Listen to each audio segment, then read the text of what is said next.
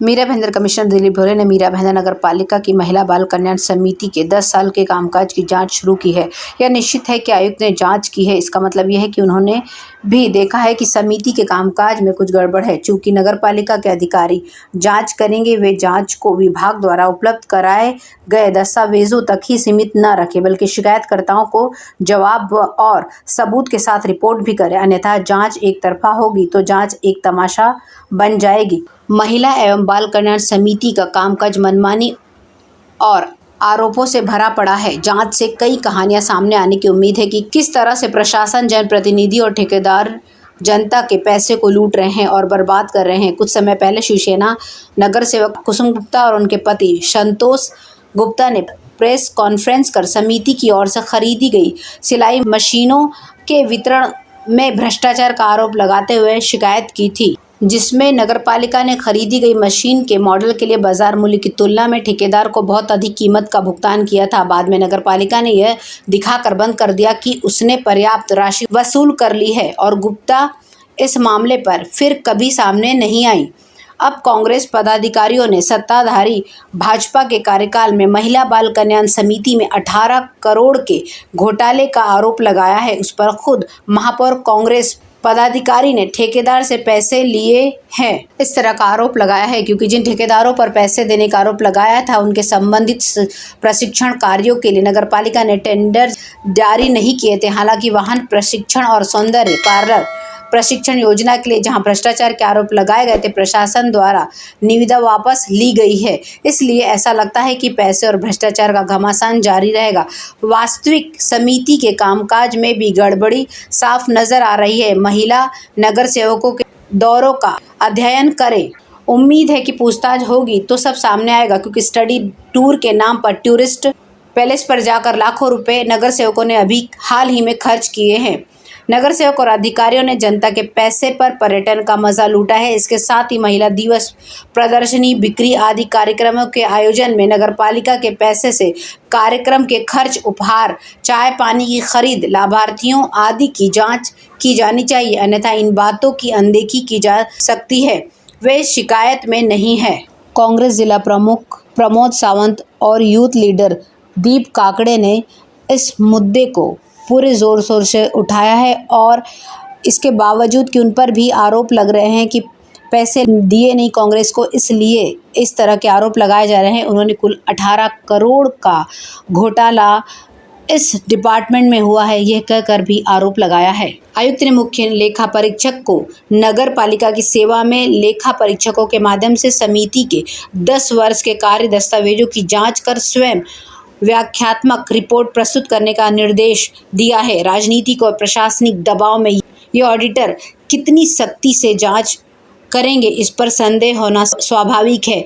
इसलिए प्रशासन को भी महिला बाल कल्याण समिति के मामले की जांच भ्रष्टाचार निरोधक विभाग के माध्यम से करने देना चाहिए। लेकिन क्या प्रशासन इतना साहस दिखाएगा? अगर इसका जवाब खुद प्रशासन देता है तो नगरपालिका की लापरवाही वाकई गंभीर है। ऐसा ही संदेश आज़ादी के अमृत जयंती वर्ष के अवसर पर जनता के बीच जाएगा। मीरा भाईंदर शहर में ट्रैफिक व्यवस्था को बेहतर करने के लिए 75 ट्रैफिक वार्डन पुलिस को उपलब्ध कराए जाएंगे। इसके लिए मीरा भाईंदर नगर पालिका ने अपात्र कंपनी को ठेका देने की आधारशिला रखी है। Multi care services India private limited पर दया दिखाई गई है और ठेकेदार के भविष्य को बदलने के लिए 2 बार सुधार नोटिस जारी किया गया है। मीरा भाईंदर नगर पालिका के कमिश्नर जो मनमाने ढंग से ढाबे पर नियम थोप कर कंपनी का प्रबंधन कर रहे हैं, उनसे एक ही सवाल पूछा जा रहा है कि आखिर वो इतने मेहरबान क्यों हैं। यातायात पुलिस को 25 ट्रैफिक वार्डन की आपूर्ति के लिए नगर पालिका ने विधिवत टेंडर जारी किया था। यह टेंडर 9 लोगों ने भरा। इनमें गृह सुरक्षा सुविधा सेवा प्राइवेट लिमिटेड, एनपीसी फैसिलिट्स, एक सिक्योरिटी सर्विसेज, शार्प सर्विसेज नाम की 4 कंपनियां की निविदाएं योग्य थी, जबकि multi care services private limited, Barkat ठेकेदार, Sainik intelligence and security private limited, shine maintenance services private limited, alpha guard services private limited, इन 5 कंपनियों को अयोग्य घोषित कर दिया गया था। ट्रैफिक वार्डन को मल्टी केयर सर्विसेज का ठेका दिलाने के लिए भारी फील्डिंग की गई। इतना ही नहीं, मीरा भाईंदर के रहवासी भी इस बात पर संदेह व्यक्त कर रहे हैं कि क्या मुख्यमंत्री कार्यालय की ओर से भी नगरपालिका पर दबाव बनाया गया था। Multi care services India private limited इसे अयोग्य घोषित किया गया। मीरा भाईंदर के निवासियों ने पूछा कि नगर आयुक्त दिलीप ढोले और उपायुक्त मारुति गायकवाड़ ने ऐसा क्यों किया।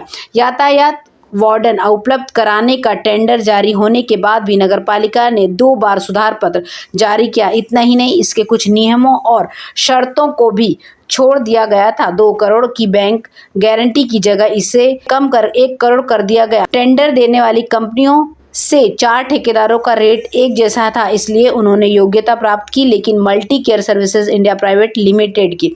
भले ही इस कंपनी को अयोग्य घोषित किया गया था, लेकिन कंपनी कमिश्नर की दया से योग्य साबित हो गई और उन्हें टेंडर मिल गया। ट्रैफिक वार्डन के टेंडर का मामला स्थायी समिति के समक्ष आएगा। इसके आने के बाद नियमानुसार उचित कार्रवाई होगी। यदि कोई कंपनी में फिट नहीं है तो उचित कार्रवाई की जाएगी। इस तरह का बयान स्थायी समिति के अध्यक्ष राकेश शाह ने दिया है।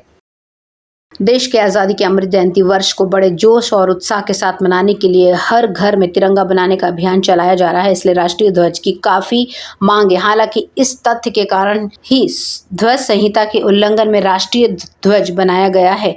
कार्रवाई की मांग भी की है। कुछ झंडे आकार में आयताकार है। अशोक चक्र के साथ मीरा भाईंदर राजनीतिक नेताओं द्वारा वितरित राष्ट्रीय ध्वज में केंद्र में नहीं है, ये गोल के बजाय आकार में तिरछा है। फ्लैग में रंग की पट्टी बहुत बड़ी है। कई झंडों का आकार आयताकार नहीं है। इस वर्ष हर घर में तिरंगा अभियान के कारण राष्ट्रीय ध्वज की भारी मांग है और राजनीतिक नेता नागरिकों को ध्वज का वितरण करते हुए फोटो सेशन कर सोशल मीडिया पर इसका प्रचार कर रहे हैं। राष्ट्रीय ध्वज की भारी मांग को देखते हुए जल्दबाजी में देश के भारतीय ध्वज संहिता 2022 का व्यापक रूप से उल्लंघन किया जा रहा है। ध्वज संहिता के अनुसार राष्ट्रीय ध्वज का आकार आयताकार होना चाहिए। झंडे का आकार 3:2 होना चाहिए। झंडे की केसरिया, सफेदी और हरी धारियां एक ही आयताकार आकार की होनी चाहिए। अशोक चक्र गहरे नीले रंग का होना चाहिए जिसमें 24 धारियां हो और ठीक बीच में हो, लेकिन इस तरह का काम नहीं हो रहा है, जिस पर लोग आपत्ति जता रहे हैं और इन पर कार्रवाई करने की मांग कर रहे हैं।